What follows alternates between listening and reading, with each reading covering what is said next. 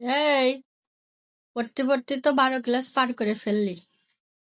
দেখি তুই কিরাম পড়াশুনো করেছিস, কত জানতা হয়েছিস। আমার কটা প্রশ্নের উত্তর দিবি?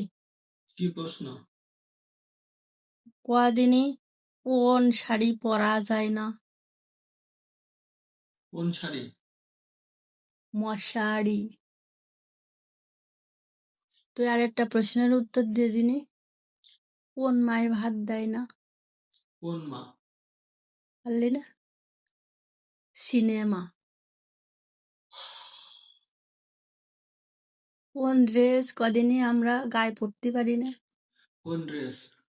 অ্যাড্রেস।